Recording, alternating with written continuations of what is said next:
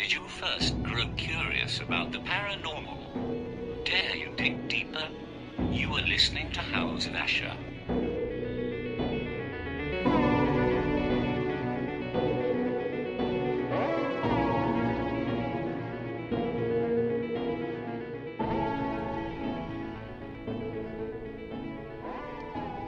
Hey everybody, and welcome to House of Asher. I'm your host, Steve Asher, and it's a chilly Saturday morning here in Western Kentucky, and sitting out here in a little studio, getting all warmed up with my coffee, working on some menudo, and just trying to getting ready for our show today. I appreciate everybody being here. As always, you're probably listening to us on Spreaker.com under House of Asher, and if not, you may be listening to us on Spotify or iTunes or SoundCloud, or maybe even later on YouTube under the House of Asher page.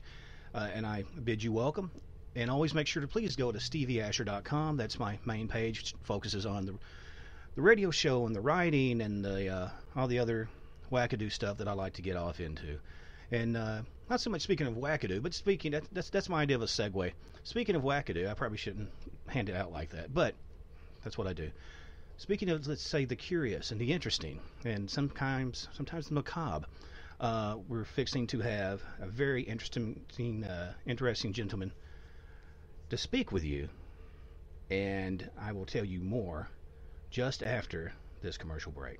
Robert Riggi, a Peoria, Illinois native, is a psychic medium with over 50 years' experience within the paranormal field, in addition to the 35 years' experience as a forensic psychologist. Robert has been involved in 2 exorcisms, both sanctioned by the Roman Catholic Archdiocese of Chicago. Riggi is a mentor of 10 children of the paranormal, instructing them, teaching them in the ways of their gifts and their talents and how to use them most wisely.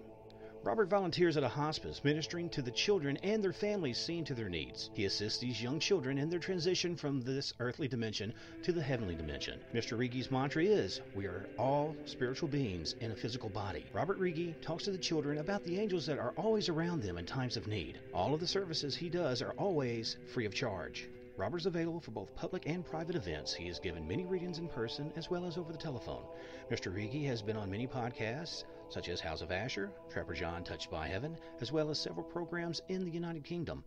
If you need any assistance or information concerning anything paranormal, he urges you to please contact him at 309-213-0325.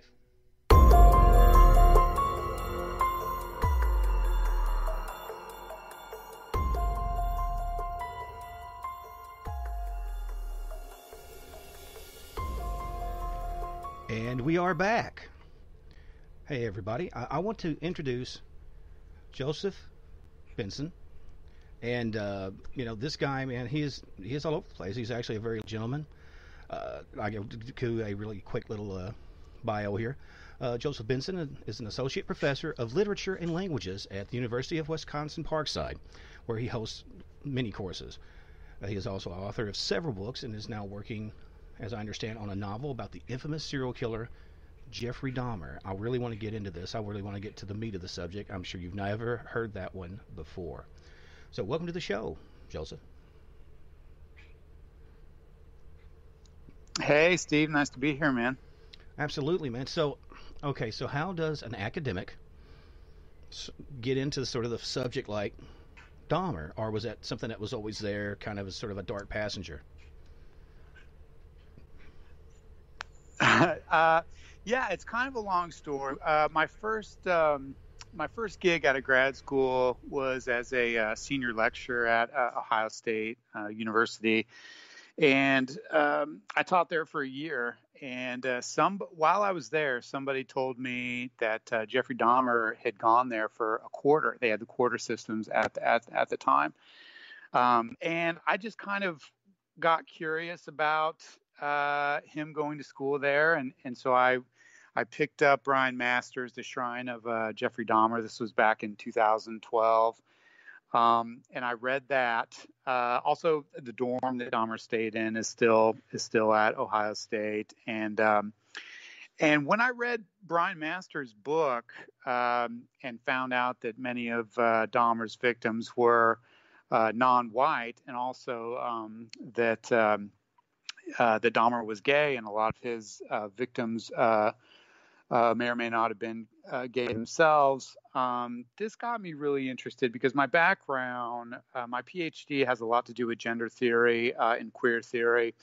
And so I immediately got interested in kind of the victim selection and the cultural kind of aspects of that story.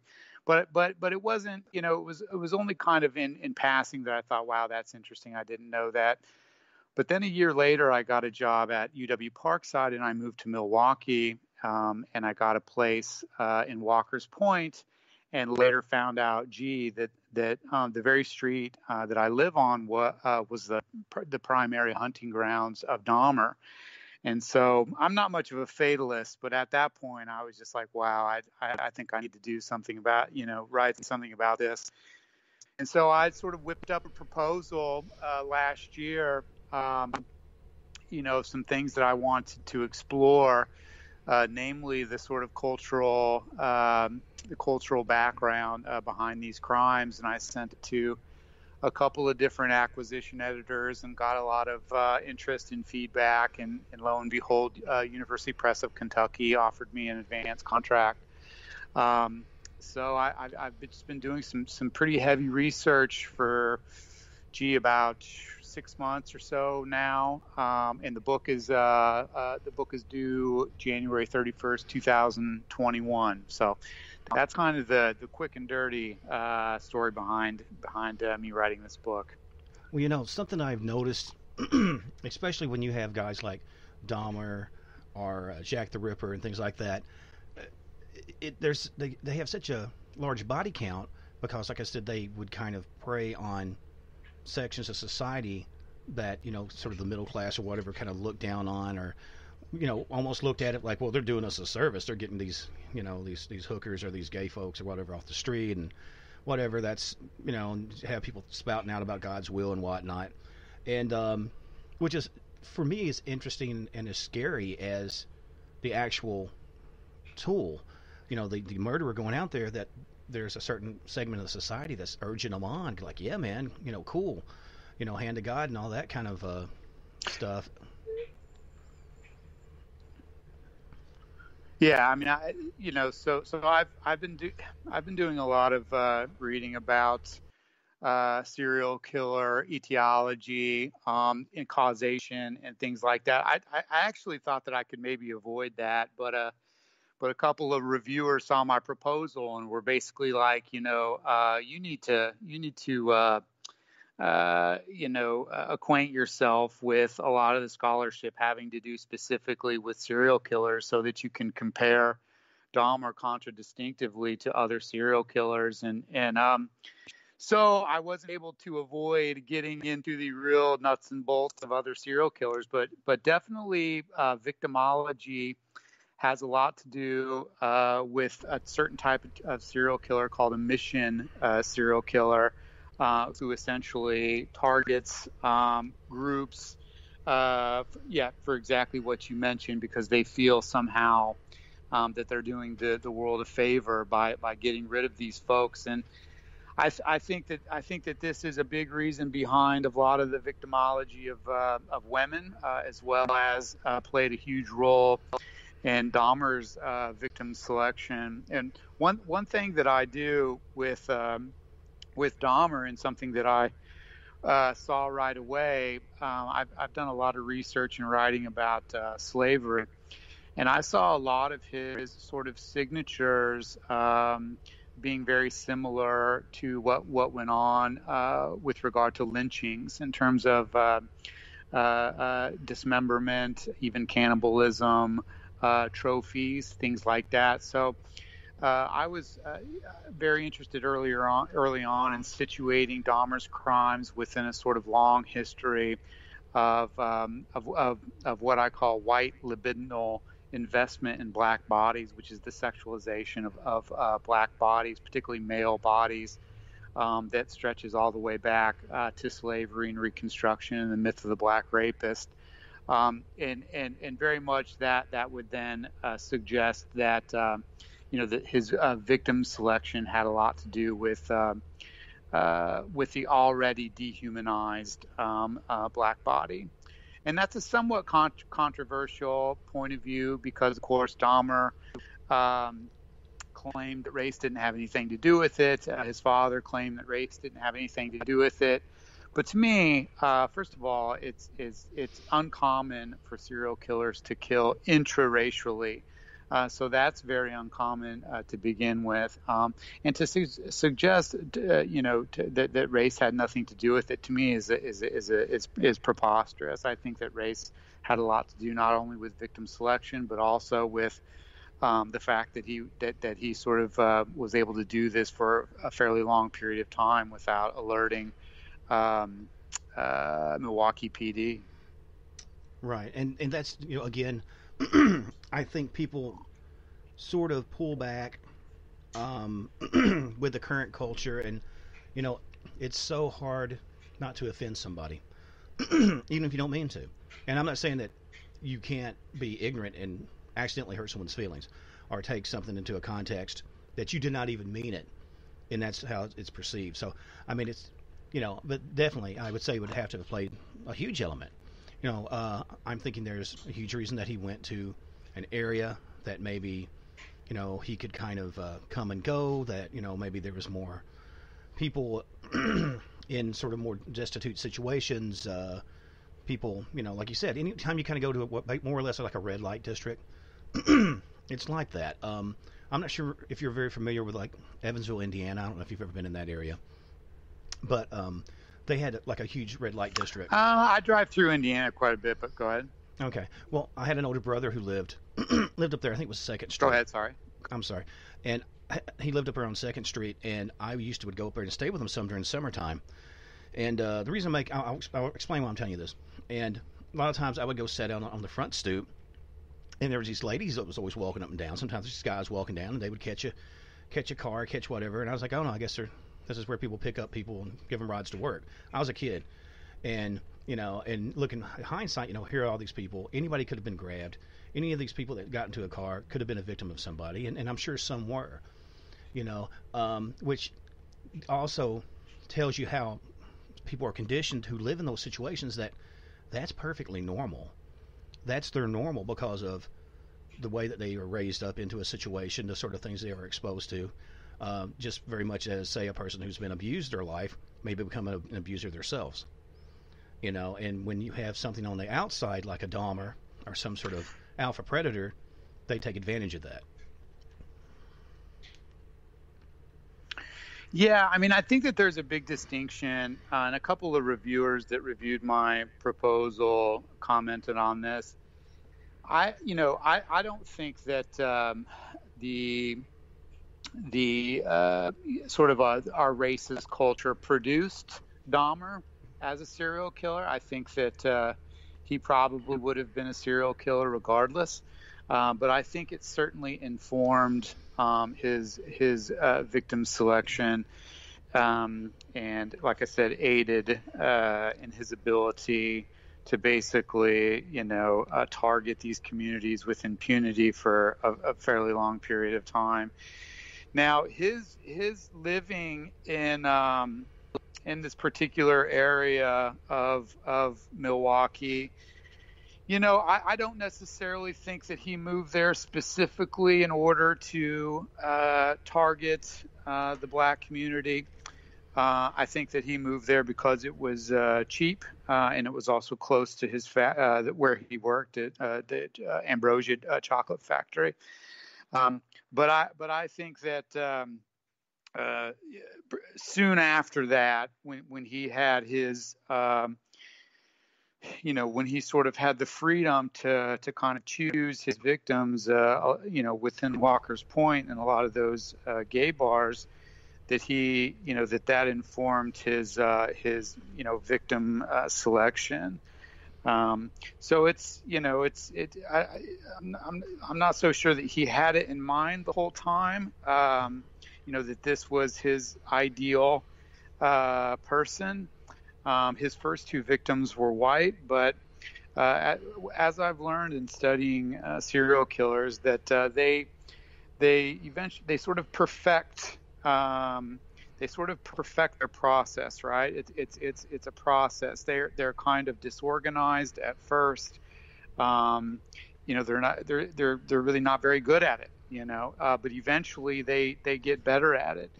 So for example, the Boston Strangler, he initially targeted much older women, over 65, and then toward the end, he targeted much younger women. So there's a process involved, and I think for Dahmer, he did mention that he had a particular ideal body type.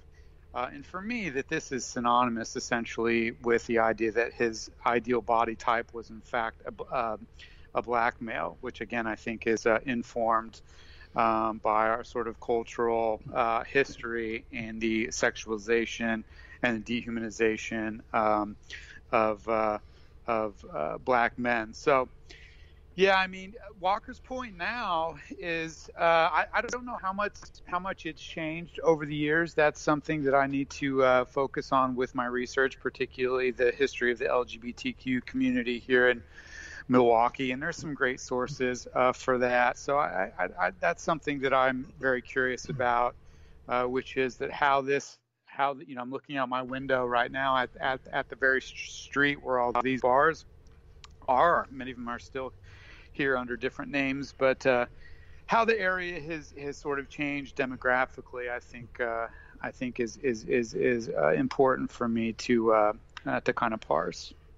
Well, let me ask you two things. First thing, just right off the jump, because I have a dark mind. First thing is, as soon as you talked about ambrosia, I'm thinking, man, tell me he didn't put anything in the food. Tell me he didn't put candy in there and was feeding people lady fingers or something.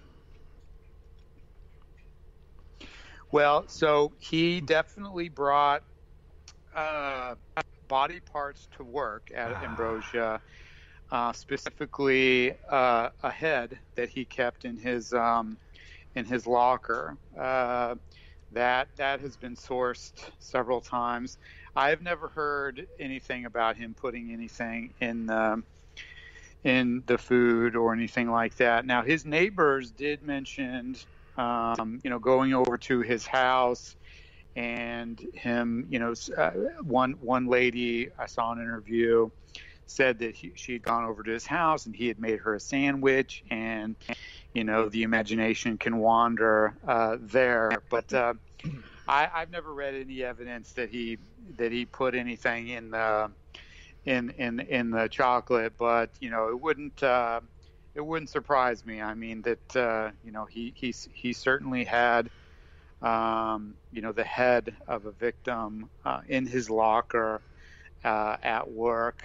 But I think that his motive there wasn't to sort of debase the chocolate. I think that his motive there had a lot to do with one of his motives overall, which is to sort of he was lonely, desperately lonely, and he essentially killed these people in order to keep them with him, which is an incredibly, self-centered, narcissistic to the nth degree thing to do. So I think that he took the body parts, particularly the head, to work as a kind of comfort. As a kind of comfort thing. I think that he felt less alone, which is very hard for us to rationalize. But I think it's important. This is what I've learned in studying the literature, is it's important to understand the logic of the perpetrators. We may not agree with it. It may be completely irrational to us, but it's important to understand sort of what their rationality was, what their reasons were in terms of their fantasy processes. Well, you were talking initially when you were talking about that comfort of keeping them around, and of course visions of Psycho comes to mind or things like that, and with all you said, some of the bars are still there under different names and stuff. Are there people there? And and have you been brave enough to kind of go, look, hey, I know this used to be the neighborhood of so-and-so. And if you do talk to somebody, do they kind of go, well, yeah, that's what happened? Or do they go, look, we don't want to talk about it? I would think that a lot of people, it would still be a very big scar.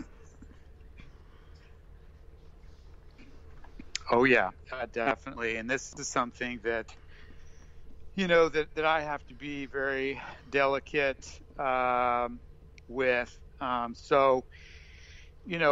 mutual acquaintance Natalie, went on that show Dark Tourist, which was it's a tour run by a bar around here called Shakers. And I went on that tour. It left a lot to be desired. I thought it is problematic for a number of reasons, but you know, everybody is pretty well versed in what went down there, but there is a lot of head in the sand, particularly when it comes to some of the topics that I want to get into. There's a lot of pushback when folks bring up whether there was any sort of dereliction of duty with regard to the MPD. That is a touchy subject, and also race is another huge touchy subject that most people want to dismiss as a relevant aspect to the crime. These just happen to be the very topics that I am super interested in. So, yeah, I mean, I've already experienced quite a bit of blowback from different folks, but at the same time, I've talked to people who are very willing to share what they know. And I kind of want to leave the interview portion of the research toward the end so that I can kind of make my argument, and then I can do as many interviews as I possibly can for people who are around at the time. I'm a little bit ambivalent on whether I want to approach some of the family members of the victims. I do have a few contacts, so that's a possibility. But initially, I thought, I would love to do that because I think there's a story here that needs to be told that has been sort of minimized. And I think that there are folks who would be willing to talk about, their loved ones who are involved. But I've also, like I said, ran across people who, are want to put it behind them, don't want to talk about it. They certainly members of the LGBTQ community don't want to. Particular folks don't want to talk about it because they don't want that stuff being associated with their community, which is totally understandable. Mm-hmm. So it's I've gotten responses pretty much running the gamut from people who really want to talk about it to people who sort of get in my face about it and accuse me of various things, so yeah. Well, it's a thing where, playing devil's advocate, obviously, here comes this guy, and, anytime that there's something that goes on, it's dark, there's going to be a certain amount of ambulance chasing, as we call it here. You may have an area that is very economically strapped, but if something big goes off, guaranteed probably every news outlet within 200 miles will be there, swarming like ants, and then they're gone.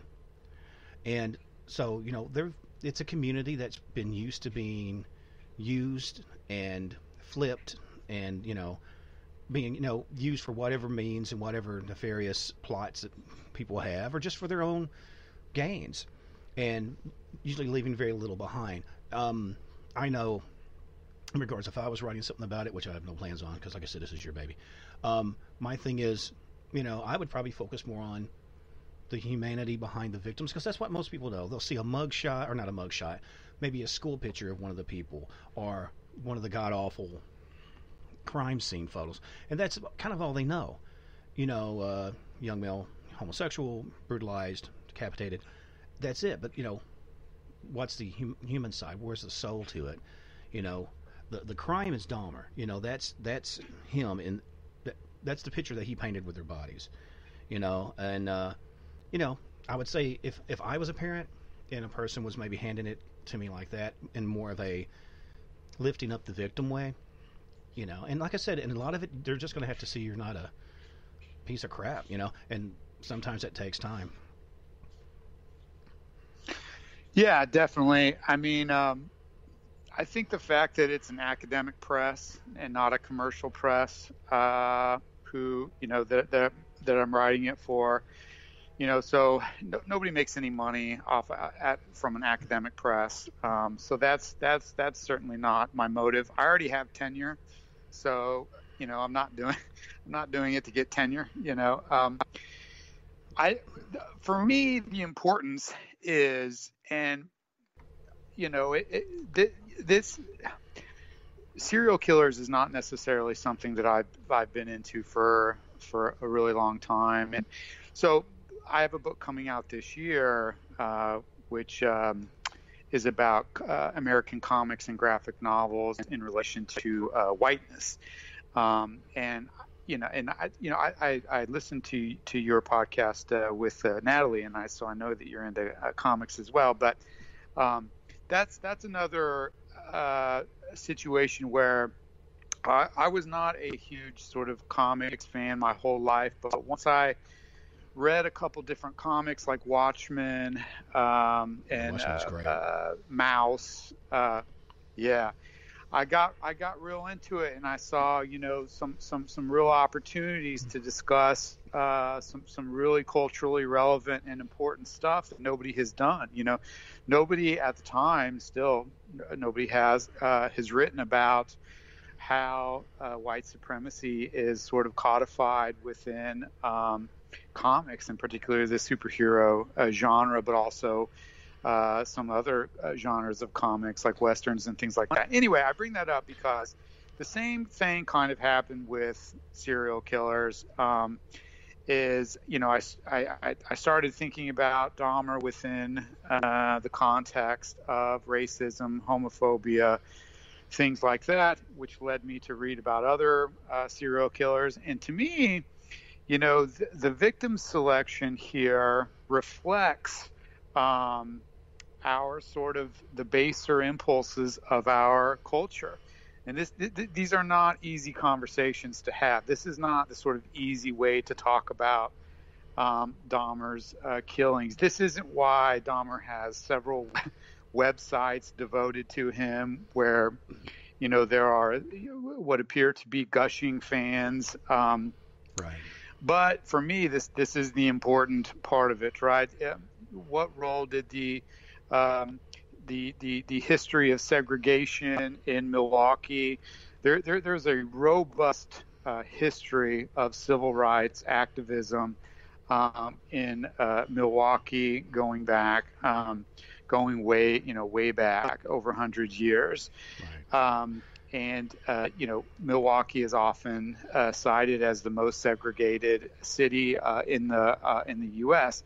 There was a particular chief of police named Harold Breyer from 1964 to 1984 who was overtly racist and had a strong impact on the MPD even during Dahmer's run.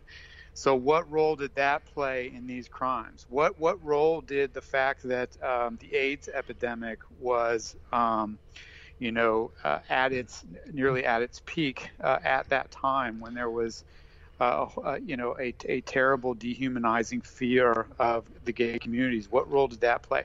What role did the long history of racism and dehumanization of black people play in Dahmer's victim selection? These are the questions that I'm interested in answering. Joseph, that is an incredible spot for a quick break. Mm-hmm. We're going to take a commercial break, and we're getting into those deep, dark, and uncomfortable subjects. And we'll be right back right after this. Robert Rigi, a Peoria, Illinois native, is a psychic medium with over 50 years' experience within the paranormal field, in addition to the 35 years' experience as a forensic psychologist. Robert has been involved in 2 exorcisms, both sanctioned by the Roman Catholic Archdiocese of Chicago. Rigi is a mentor of 10 children of the paranormal, instructing them, teaching them in the ways of their gifts and their talents and how to use them most wisely.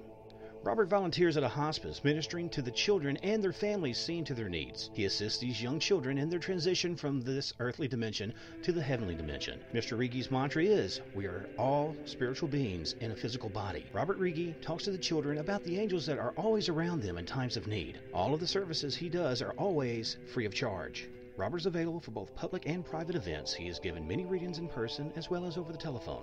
Mr. Rigi has been on many podcasts, such as House of Asher, Trapper John Touched by Heaven, as well as several programs in the United Kingdom. If you need any assistance or information concerning anything paranormal, he urges you to please contact him at 309-213-0325.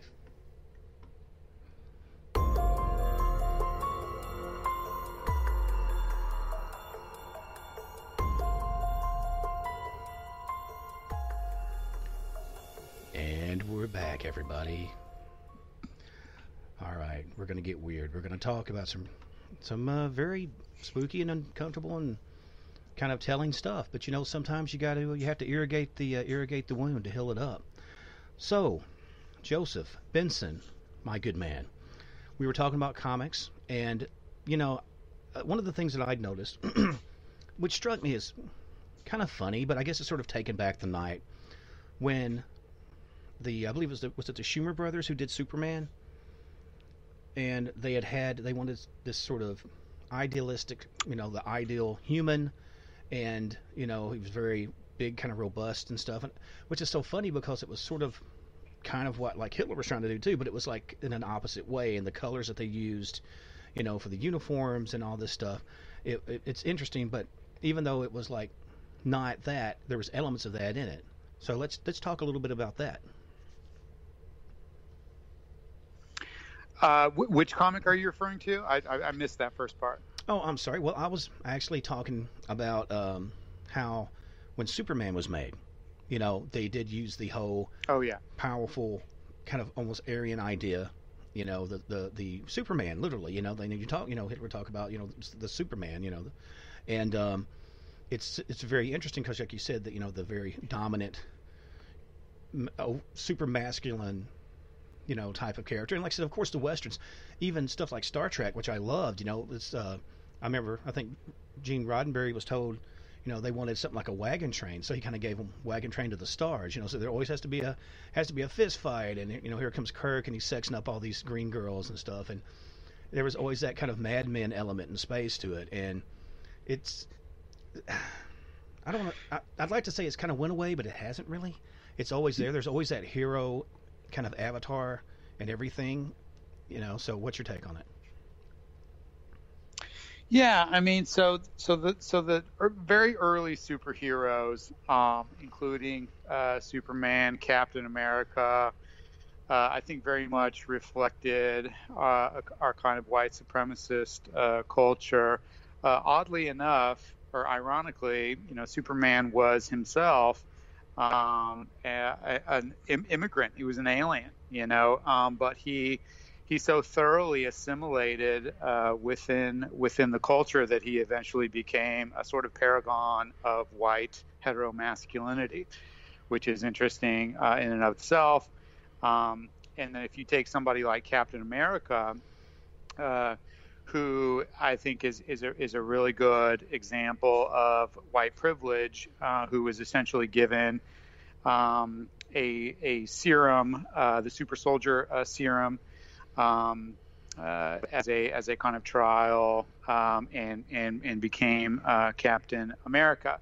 And it's kind of interesting because depending on which version you read of Captain America, there's all, you know, lots of origin stories and things like that, or variations of the same origin story. At some point, he'll mention something along the lines of all the athletic training that he's had that has, you know, helped him become Captain America, which of course is nonsense because he was simply given the super soldier serum, you know, and was sort of given his powers based on that. Also, the fact that I think that he, you know, carries that his primary weapon is a shield rather than the more offensive sword, which I think is also a reflection of how America wishes it was in terms of, only defending itself or other nations rather than being imperialistic. Well, it's very much a phallic symbol and things too, like that. So, the shield as a phallic symbol? No. The image of the sword. I mean, you can look at all our architecture and the different things like that. There's a lot of phallic male symbols. That's what I was trying to say. Like, yeah. Well, I mean, I think that's somewhat avoided with regard to Captain America as a kind of symbol of the U.S. and really trying to, sort of have him be a symbol of the sort of ideal U.S. in that sense. But one thing, one thing I want to mention is this, studying pop culture. First of all, these comics are by and large not great comics, right? They're often silly, and very kind of catering to the lowest common denominator. But they are incredibly instructive as reflections of the culture, and I think that they are worthy of critical inquiry because of that fact. And I think that serial killers are the same, function in the same way. I think that they are incredibly instructive in terms of the kind of extremes that folks can go to in terms of reflecting the sort of some of the general trends of our cultural beliefs and prejudices. It's not unlike Nazi Germany, where prejudice and discrimination toward Jews, eventually led to the Holocaust. It's an extreme example, but serial killers are extreme examples, right? They are the margins. They are the margins of our society. They sort of define, morality, what is actually possible. And so then if we can then, look at them as in part products of our culture, it can tell us something about ourselves. To me, this is much more valuable than looking at serial killers as monsters, as aberrations, as flukes, as crazy.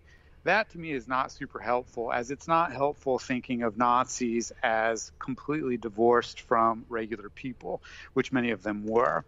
So, this is why I sort of get into pop culture. Well, I think that, and I'm sure I'm going to butcher the quote. I remember Charles Manson more or less said, "I'm a reflection of you. What you see in us is what we've gotten from you." You've heard guys like Bundy say, there will be more serial killers, or your husbands, or your children. We're what you've made of us, or what we've seen you do, what we've learned from you. And like you said, you go from any time. If you go back to like the old Flash Gordon series and serials, I mean, I'm going way back, but all the villains were, Asian, or I guess Oriental, as they would have said then. Ming the Merciless was obviously, of an Asian heritage, and even to me the Klingons looked kind of like Asian. Yeah. No, that's 100% correct, and so I'm writing that book, or we wrote that book that's going to come out with University Press of Mississippi later this year, and I co-wrote it with my colleague and friend Doug Sinkson, who's an art historian at UW Parkside, and he really covered that very well in the book, and essentially talked about it as a characteristic of the Yellow Peril, which was a kind of a trend in U.S. culture that villainized all Asian people, particularly on the West Coast, with the emergence of Chinatowns and things like that. Folks started to get paranoid that there was some kind of Asian invasion.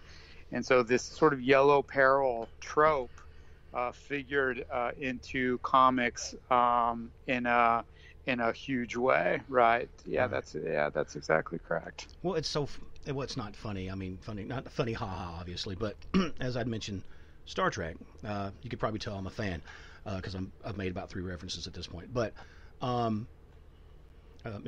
Takai, growing up, as a young boy in an internment camp, and there's other kids, as you would say, white privilege, at home doing their thing, reading comic books about the dastardly, and I'm using terminology from the time, the dastardly Japs coming to attack them and the night and all this. And this kid's growing up probably reading the same comics in the internment camps going, what the frick's what the heck's going on, right? It's very strange. But then again, it shows you how cultures allow victimization, and just like certain epidemics that don't become epidemics until it's outside of a less desirable culture or neighborhood or locale, and then it starts affecting the Wisconsin Johnsons or the Secaucus whatevers. Once it starts hitting prominent families and prominent areas and money centers, that's when people's like, oh, maybe we should do something. Yeah, and so we start the book off talking about whiteness as being very similar to water in relation to fish, right? Fish don't really realize that they're surrounded by water. It's second nature to them. They're not aware of it, right? That it's just part of their life, and we feel like white supremacy sort of operates that its power comes from its invisibility, and I think that pop culture operates in kind of the same way, that we take for granted a lot of these cultural symbols as simply reflections of our culture, sort of neutral reflections of our culture, when in fact they often are quite insidious. And inform a lot of our ideologies. And I think as an academic, I mean, if I in addition to teaching kids, how to think critically and, use a semicolon, I think part of my job, especially as a writer, is to kind of disentangle some of these some of these cultural knots that we have going on. Well, how do you take? I mean, which obviously anybody who's writing about something is because they have an interest. And as you said, it's academic press, which I want to make sure before we finish this to give out any information on how to contact if people's wanting to get the book, anybody who may want you to do to attend one of your lectures or have you for any sort of private event or whatever. Children's parties. That's what I always say. I talk about such dark crap, and then I always say, well, I am available for children's parties, and people look at me funny. But how do you take, like you see, like forever, like bands like Guns N' Roses always had like a Manson T-shirt or things like that, and you see all these different people with different serial killer shirts. So I've seen one that had like a bunch of serial killers on it, and they've had like little braided flowers around their heads and stuff. What's your take on it? Is it more or less just it's more of a shock factor, or do you feel that there's an embracing of this sort of murder culture and stuff like The Purge? What do you think about it? Yeah, well, I mean, I have a pretty pessimistic view of that kind of thing. I mean, I think it's a sort of sublimation of our collective baser impulses. And by sublimation, I mean it's a more palatable way to express what a lot of people feel impulsively, and so bear with me here. So, in other words, you take somebody like a Ted Bundy, and I just watched the not to plug Netflix, but the Netflix Bundy tapes the other day, and what I picked up in that show was that at the very beginning there's a Bundy quote where he talks about how women are inferior to men, how women are exist essentially at the service of men. He was quoted as saying this very sort of classic patriarchal comment. And then as the story unfolds, I sort of read a lot of his killings as a response to the women's movement, right? That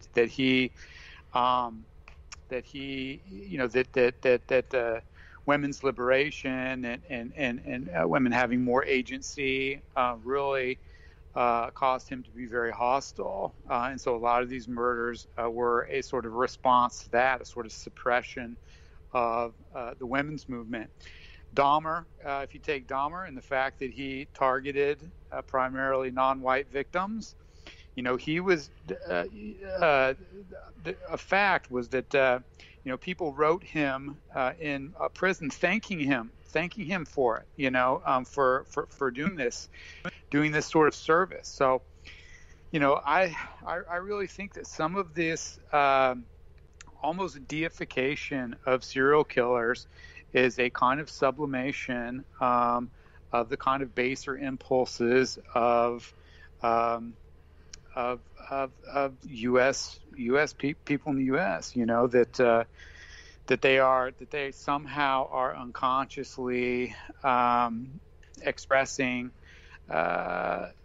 these baser impulses informed by the culture. In other words, it's another way to express their misogyny, their homophobia, their racism, those kinds of things. That's a very pessimistic view, but I think that there's truth in it. Well, I mean, if you look back, at pre-World War II Germany, I mean, a lot of the people were feeling powerless. They felt afraid. They felt demoralized, and it's one of those type of, make Dresden great again kind of, sort of deal where, the right guy come, talking the right line. He looked snappy. Everybody got nice uniforms. Everybody was working in this and that. But there was a dark payoff in it, and there was, like you said, there was the xenophobia and all that tied into it, and so I think, how do I say this and not sound stupid? I think almost anybody, if they're not really super on top of it, can be sold a bill of goods if they're in a really dark spot and hoping for something better. And sadly, a lot of people will allow for a lot of dark crap to happen if at the end of the day they're thinking it's safer for their kids, they're safer for whatever. And as messed up as that is, I think that's just a truth that most people won't say out loud. Just because, like you said, if maybe these were prominent, white kids or whatever, youth leaders of some big, conglomerate person's, granddaughter, grandson, there would probably been a much faster outrage and definitely a lot more probably police presence. And I'm not necessarily saying the police are 100% to blame, but obviously anybody involved in it has to take a little bit of it on the nose. Because obviously, like you said, he was working in that community for a while. Yeah, I mean, a number of things occur to me just as you were saying that, is that, there's a number of serial killers who overtly cite some of these motivations, and also mass murderers as well. And of course, there's a difference between a mass murderer and a serial killer. Namely, mass murderers, kill more than two people at one time, whereas a serial killer kills two or more people over a period of time with a cooling off period. The guy who killed all the children in, was it Norway? I think so. Bresnik or something like that. Mm-hmm. He cited multiculturalism as one reason why he, killed people. Essentially, that his motivation was hostility toward multiculturalism. Several serial killers cited the fact that they were killing prostitutes because they felt as though they were sort of cleansing the world. Not unlike Nazis felt as though Jews were a virus on the body of the state. So, this idea of serial killers reflecting the culture is, evident with many of them.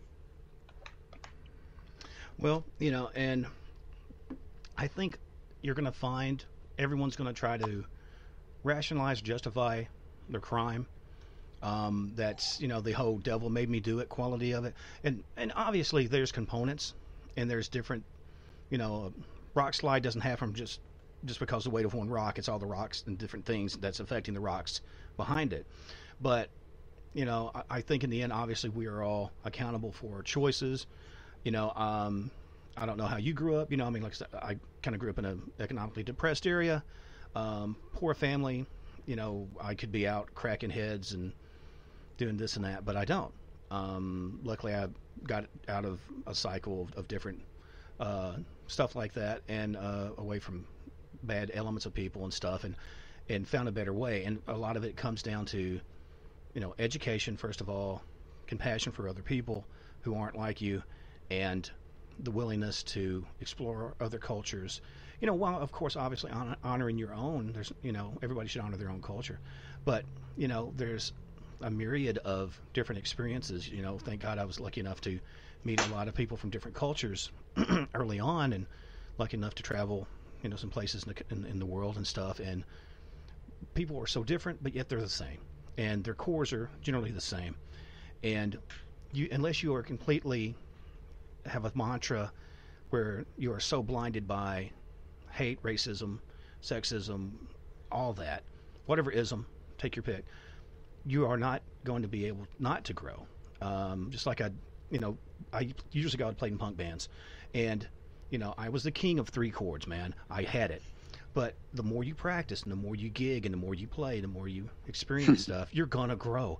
That's how it's supposed to work. And sadly, it seems like sometimes people get lockstepped into a mode of thought or a mode of fear, and that's when the wheels start coming off, and that's when the really dark stuff goes. And isolation, if you don't have someone to kind of check you, because a lot of times these guys seem like, especially guys like Dahmer was, you that classic, he was such a quiet guy, he was a very good neighbor. It's funny, but it's not. People have to have socialization, and they have to have some checks. That's just how it is. Yeah, and I'm of two minds when it comes to this question, which I think what you're referring to is the fact that you can take one person with a given set of variables, and you can take another person with, give or take, very similar variables. One can become a serial killer and one will not. Why did this one not become one, and why did this other person become one, right?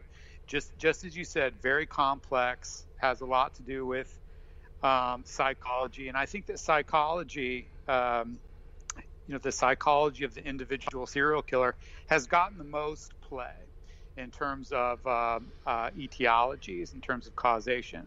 I think what's gotten less play is the role of cultural forces, and that's kind of what I want a gap that I want to cover.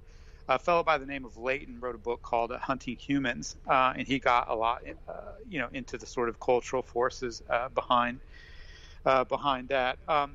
But I'm of two minds, because if you read about slavery and after slavery, particularly in the South, and the ubiquity of lynchings and the kind of complicity of sort of regular folks. And I know you're from the South, and I have some academic buddies who are from the South, and sometimes they bristle when I talk about the South in this way, and they often argue, well, the North wasn't much better, and I would agree with that. But there were regular townspeople who engaged in a lot of these lynching practices, which included dismemberment, sometimes cannibalization. There were many townsfolk who came and observed in these kind of spectacle lynchings. It was a there carnival. Were oftentimes law enforcement who were also complete. Yeah, exactly. So my point is this, that if you look at what Dahmer did in the context of lynching, all of a sudden he becomes not all that extraordinary. And so then that would suggest that, yeah, I mean, that our culture has developed, it does bend toward justice and human rights and things like that. But every now and again, there are vestiges of this kind of old way. And I see Dahmer's very initially more so than I do now. I'm kind of getting into the more complex understanding of it, but I see it as a sort of vestige of this old practice, which would then suggest that Dahmer isn't all that extraordinary at all. That he's simply a kind of descendant of this old kind of what I would even call a ritualistic disgusting practice. Right. Well, so I think that's a slightly different take. Yeah. Well, I'm certainly not a self-hating Southerner, but I would like to consider myself an enlightened Southerner. I know where the bodies are buried, as it were. I know our history, and there's darkness there. But I mean, like you said, you have to take what you've learned and make it better. There hasn't been lynchings, as far as I know, in quite a while, especially in this area, in like a long, long time. Thank God. But that's not to say that one couldn't happen tomorrow, because, like you said, the ghosts of our fathers are still here, and they're gonna still be here until we find a certain amount of enlightenment. Joseph, we're just about to the end of it. Before I sign off, and I will want to talk to you off air for a moment after we're done, how can people contact you if they want to learn more about your work? Yeah, so my Facebook page, Josef Benson, is public. Folks can follow me or friend me on there. Also, my academic stuff from UW Parkside is all very available. Anybody can Google me, as it were, Josef Benson, and find different ways to contact me. As far as social media goes, Facebook, I'm on Twitter as well. I'm happy to do this kind of thing. For sure. Well, Joseph, thank you so much for being on. Everybody, please make sure to go to Amazon and check out his other works, and keep an eye out for that upcoming book on Dahmer. I'm going to definitely be having this gentleman back, but I want to thank you guys for being here. Do enjoy your day. Make sure to go to stevieasher.com and go out there and enjoy the day, enjoy the light and all the greatness of that wonderful weekend we got ahead of us. But as the sun begins to set and the shadows grow long, make sure to look under your bed, in your closet, back down behind that rear hallway. You never know what may be lurking. Perhaps it's a friend, perhaps it's the ghost of your grandfather wanting you to do something horrible. But don't do it. Don't listen to Gramps. He's a bad guy right now. He's got some stuff he's got to work through, but it's okay.